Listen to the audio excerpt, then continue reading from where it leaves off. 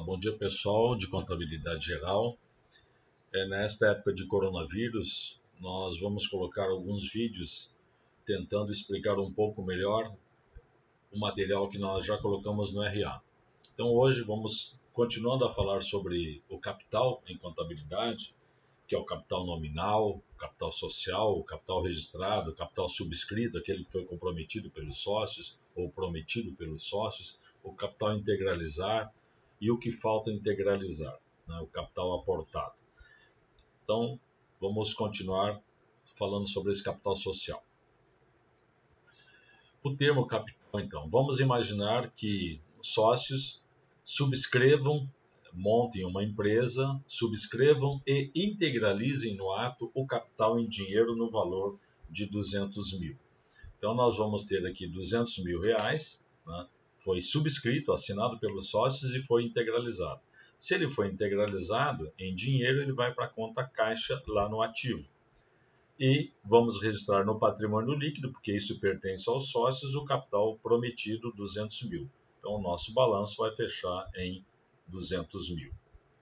Um outro exemplo, em que ocorre apenas a subscrição do capital no valor de 200 mil. Os sócios assinaram o contrato, registraram na junta comercial, mas ainda não entregaram o dinheiro na empresa. Então, o ativo vai ficar sem nada e lá no patrimônio líquido, no passivo, no balanço patrimonial, vai ficar o capital social ou capital subscrito, 200 mil, e deduzindo o que falta integralizar. No caso, exatamente os 200. Então, o patrimônio nesse momento é zero. Uma outra situação, ocorre a subscrição do capital no valor de 200 mil, integralizado no ato apenas 20% em dinheiro. O saldo será posteriormente integralizado. Nesse caso, ficamos assim, 20% de 200 mil dá 40 mil, então no ativo, na conta caixa, vai os 40 mil, são registrados os 40 mil, o capital social continua sendo, em qualquer situação, é o capital subscrito, é o montante capital total, 200 mil. E o que falta integralizar? 200 mil menos 40, falta integralizar 160 mil.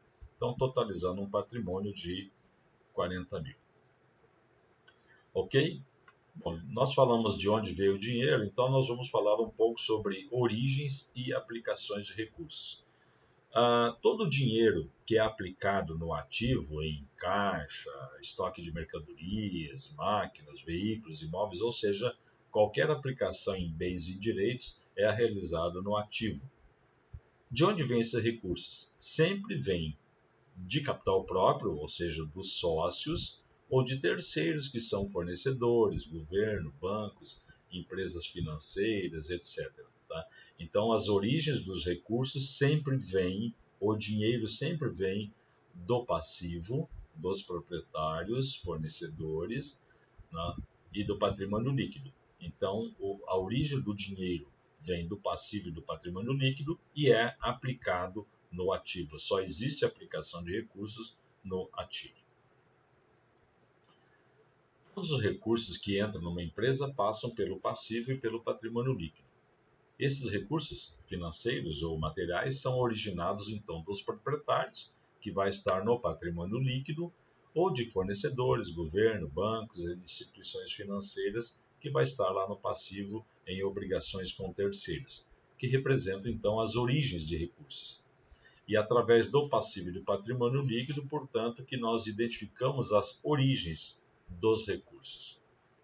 O ativo, que por sua vez demonstra e evidencia todas as aplicações desses recursos, aplicação no caixa, máquinas, veículos, imóveis, tal. A empresa, na verdade, só pode aplicar no ativo aquilo que teve origem no passivo e no patrimônio líquido. Evidentemente, havendo origem de 2,96 milhões, a aplicação deve ser igualmente de 2,96 milhões. Dessa forma, fica bastante simples entender por que o ativo sempre será igual ao passivo e ao patrimônio líquido. Se o total do passivo mais o PL for de R$ 294.321, qual é o total do ativo? O total do ativo é exatamente R$ 294.321. Por quê? porque havendo uma origem de 294.321, só pode ser aplicado esta quantia de 294.321, nem um centavo a mais, nem um centavo a menos. Principal origem de recursos. Sem dúvida alguma, a principal origem de recursos para as empresas é o lucro obtido no negócio, na atividade. É importante ficar bem claro que o lucro líquido obtido pela empresa não pertence à empresa, pertence aos seus proprietários, seus sócios ou acionistas, quem colocou o dinheiro lá. São eles que correm o risco do negócio. Por exemplo, se a empresa tiver um prejuízo ou falir, quem perde são os proprietários e não a empresa, que é um ente abstrato, é uma entidade abstrata. O lucro, o que é o lucro? O lucro é a remuneração ao capital investido na empresa pelos sócios ou acionistas. Quando se aplica, por exemplo, numa caderneta de poupança, os juros e a correção monetária também pertencem ao investidor e não à empresa, à sociedade de poupança, não à Caixa Econômica, pertence aos poupadores. Na empresa ocorre o mesmo. Todo o lucro é adicionado à conta do proprietário lá no patrimônio líquido, como lucros, reserva de lucros, para posteriormente ser distribuído. Falando em distribuição, ressalte-se que apenas o lucro retido, aquele que ainda não foi distribuído em dinheiro aos proprietários, então apenas o lucro retido se acumula no patrimônio, aumentando esse investimento dos acionistas, é um reinvestimento. Tá? Esse reinvestimento é para expansão ou para a manutenção do próprio negócio. Então não convém distribuir todo o lucro aos proprietários, apesar de que os sócios, né, montam uma empresa, criam uma empresa para gerar lucro. Mas se todo ano tirar todo o lucro, ela vai precisar de mais capital para ser reinvestido. Então não é conveniente distribuir totalmente o lucro, tanto que tem uma limitação, digamos, limitação não, mas recomenda-se lá em torno de 25% só de distribuição, mantendo, dependendo da necessidade, o capital reinvestido. Então, de forma resumida, todos os recursos que entram pelo passivo e pelo PL representam as aplicações de recurso. Então, de um lado, no passivo e no patrimônio líquido, nós temos as origens de recursos. Esses recursos são aplicados, são realizadas as aplicações no ativo. Aqui, apenas um exemplo de aplicações de origem. Nós tivemos aqui de terceiros 3.600, 1.000 no não circulante e 2.600 no passivo circulante. E tivemos de fontes próprias, ou seja, dos sócios, capital, lucro retido, de 2.400, fechando 6.000.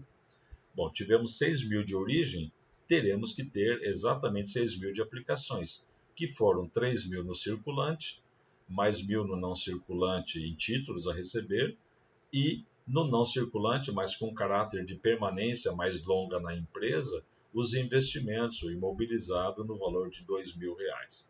Então, fechando, nós tivemos aqui para capital de giro 4.000, para valores em circulação 4.000, né? Duplicatas e títulos a receber, e 2.000 de caráter permanente. Mas foram 6.000 de origem e foram aplicados exatamente 6.000 no ativo. A principal origem dos recursos é o lucro. A quem pertence esse lucro? O lucro é a remuneração ao capital investido nas empresas pelos proprietários, sócios, acionistas. Logo, pertence a esses proprietários.